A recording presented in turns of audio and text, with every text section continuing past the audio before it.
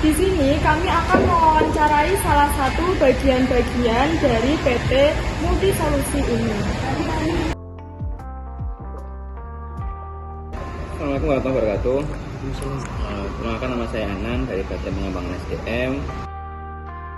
Ini ada Bapak Brian dari bagian tata kelola aset, dan ada Bapak Arifin dari bagian pemeliharaan mesin produksi bagian mesin produksi.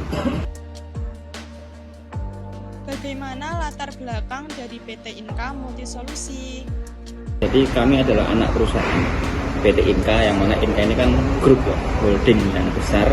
Kami adalah anak dari perusahaan PT Inka yang bergerak support membantu manufaktur kereta api. Pertama, tentu tentang perkereta apian. Yang kedua, kita juga mengerjakan produk-produk non KA, tapi yang sesuai dengan core kompetensinya, yang biasanya beririsan dengan kemampuan machining, kemampuan pengelasan, dan lain sebagainya. Tapi karena kita adalah anak perusahaan Inka dan Inka Group, termasuk Inka Group juga, jadi kami bergeraknya terbesar di manufaktur kereta api.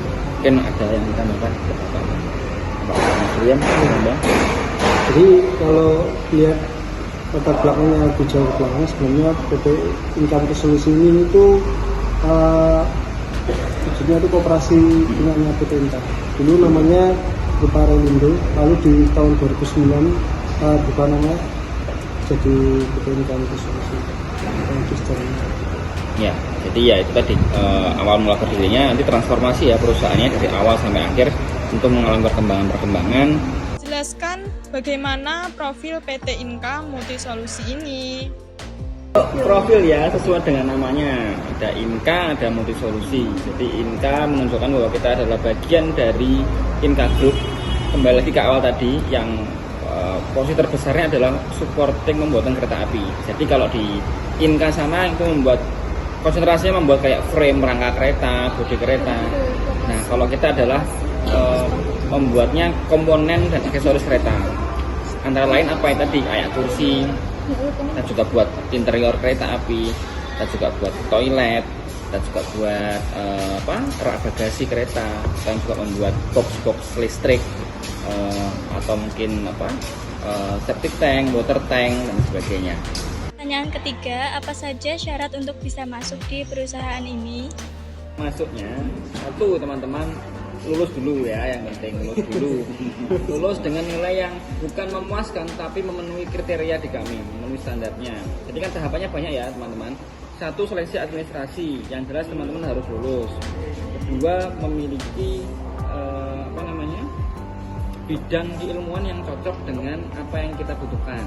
Biasanya kita kan kebanyakan di pengelasan, di tenaga pemesinan, dan mungkin tidak untuk kemungkinan di tenaga administrasi. Mungkin di kimia juga ada kemungkinan ada, karena proses-proses kimia juga jalan ya, pengecetan, blasting, painting, dan ada banyak hal yang dilakukan di workshop sini juga terkait dengan hal kimia.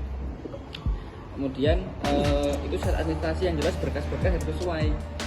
Ketika berkasnya sesuai, lulus, kemudian nilainya bagus, terus juga diberkati dengan sertifikat yang mendukung. Nah, ya ada sertifikat pengelasan 3G, 1G, 2F. Untuk bisa bekerja di sini minimal usianya berapa tahun? Oke, kalau minimal usia yang jelas, kalau minimal ya usia kelulusan SMK ya teman-teman. Di bawah itu kita nggak mungkin SMP gitu. Bingung nanti. Ya minimalnya ketika teman-teman lulus sekolah, itulah minimalnya. Untuk maksimalnya tergantung posisi. Kalau kita bilangnya operator, nggak akan bisa maksimalnya, tidak boleh terlalu tua ya. Mungkin 35 maksimal masuknya, karena operator itu kaitannya dengan memegang alat. Tapi kalau yang kebutuhan lain, pro hire, staff dan sebagainya, itu menyesuaikan proyeknya. Tapi kalau istilahnya operator atau tenaga lulusan SMK, maksimal di angka 35 tahun. Itu. Kompetensi pegawai atau karyawan yang dibutuhkan di PT Inka Multisolusi ini? Di sini kan kita perusahaan manufaktur ya. Jadi kompetensi SMK, yang paling banyak dibutuhkan itu adalah pengelasan dan permesinan. Untuk perkantoran mungkin dari administrasi atau perkantoran itu masih bisa di sini.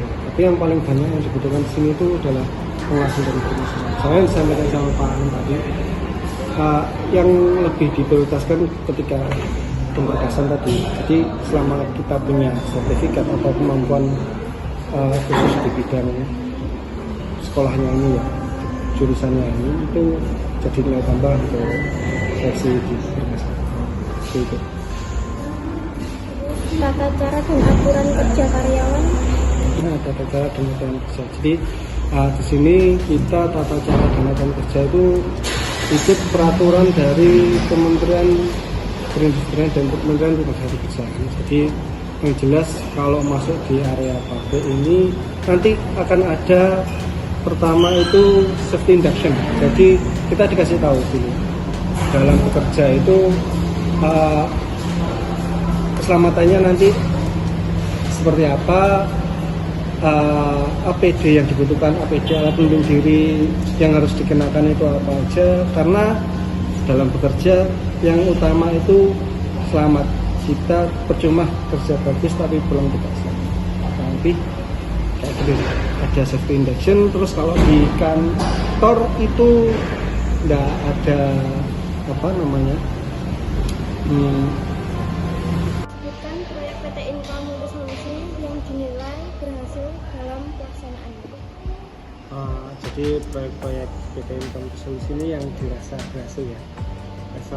Contohnya itu ada proyek kerjaan kereta di Bangladesh. Kita kirim itu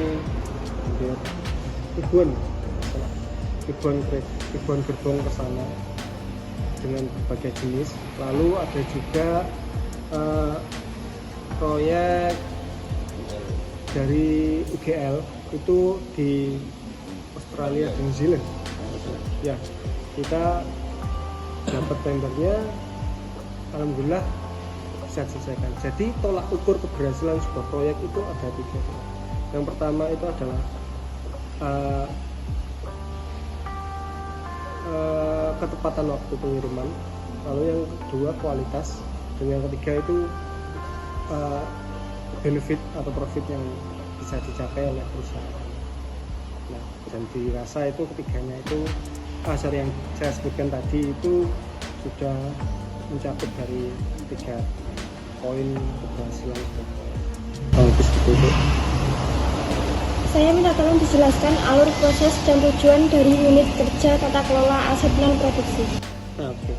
Jadi tata kelola aset non produksi ini tujuannya adalah pertama itu tujuan akhirnya itu kita menginventaris aset-aset yang ada di perusahaan atau mengelola aset-aset yang ada di perusahaan, khususnya di bagian non produksi. Karena ada 2, ada yang produksi dan yang non produksi. Yang non produksi ini seperti inventaris kantor, bangunan, instalasi, semua yang tidak berhubung dengan produksi atau bisa dikatakan infrastruktur penunjang kegiatan perkantoran di perusahaan. Jadi tujuannya adalah agar aset ini bisa berumur lama dan bisa dipakai dengan optimal. Tujuan akhirnya nanti seperti itu. Jadi kita lakukan pemeliharaan rutin tiap 3 bulan, tiap 6 bulan kita lakukan pemeliharaan rutin. Kalau ada kerusakan kita yang lakukan. Jadi intinya seperti itu. Kayak ibarat mobil itu biar bisa dipakai lama ya harus kita servis terus. Kalau enggak itu, kalau ada rusak yang kita perbaiki. Jadi mobil itu beli harga 200 juta karena bisa dipakai 10 atau bahkan 15 tahunan itu mas. Tujuannya kayak gitu. Baik, terima kasih Bapak atas waktunya dan sudah menjawab pertanyaan yang kami berikan. Wassalamualaikum warahmatullahi wabarakatuh. Waalaikumsalam warahmatullahi wabarakatuh.